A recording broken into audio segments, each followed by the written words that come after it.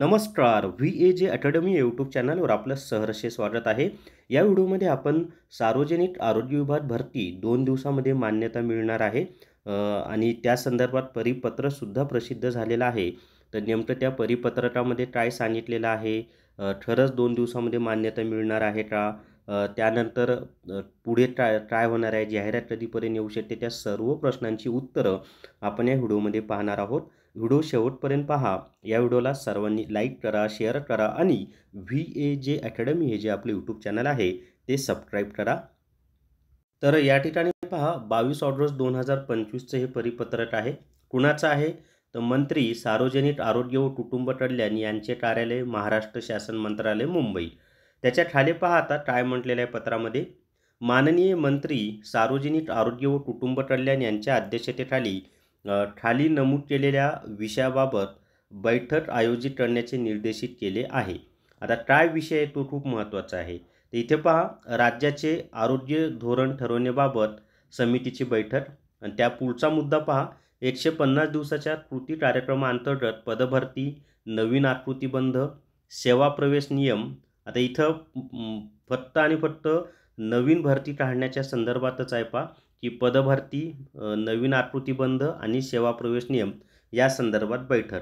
आता बैठक कधी होणार आहे? तर सोमवारी म्हणजे आजच बरं का, 25 ऑगस्ट 2025ला सकाळी 11 वाजता.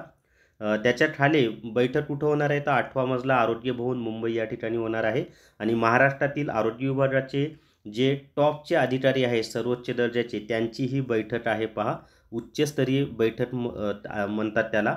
आता मी जो थंबनेलमध्ये दिलेला आहे 2 दिवसात मान्यता मिळणार आहे, त्याचा पुरावासुद्धा तुम्हाला देणार आहे. याच परिपत्रकामध्ये त्यांनी स्पष्टपणे सांगितलेलं आहे की 2 दिवसात मंत्र्यांकडे ही बैठकीचं जे काही इतिवृत्त आहे ते पाठवावं आणि मंत्री त्याला 2 दिवसात मान्यता देणार आहेत, म्हणजे नवीन जाहिरातीच्या संदर्भात. तर ते आपण आता पाहूयात. व्हिडिओ शेवटपर्यंत पहा. पुढे काय म्हणले पहा, वरील बैठकीचे आयोजन आपल्या विभागाने करावे. त्याप्रमाणे वरील निमंत्रितांना बैठकीस उपस्थित राहण्याबाबत विभागाने कळवावे. तसेच सदर बैठकीला चहापान व सादरीकरणाची व्यवस्था विभागाने करावी. संदर्भहीन विषयाबाबतचे, आता संदर्भाधीन विषय म्हणजे कोणता मी सांगितलं की पदभरती वगैरे तो. सविस्तर टिप्पणी, संक्षिप्त टिप्पणी व सादरीकरणाची प्रत या कार्यालयास बैठकीपूर्वी किमान 2 दिवस अगोदर 5 प्रती उपलब्ध करून द्यावी.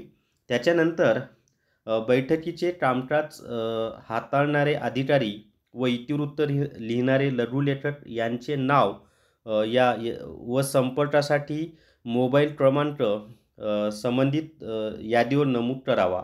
त्याच्या पुढे पहा, बैठक झाल्यानंतर, आता ही लाईन खूप महत्त्वाची आहे. बैठक झाल्यानंतर बैठकीचे इतिवृत्त माननीय मंत्री सार्वजनिक आरोग्य व कुटुंब कल्याण विभाग महोदयाच्या मान्यतेसाठी 2 दिवसात सादर करावे. म्हणजे बैठक कशाची आहे? पदभरतीची आहे.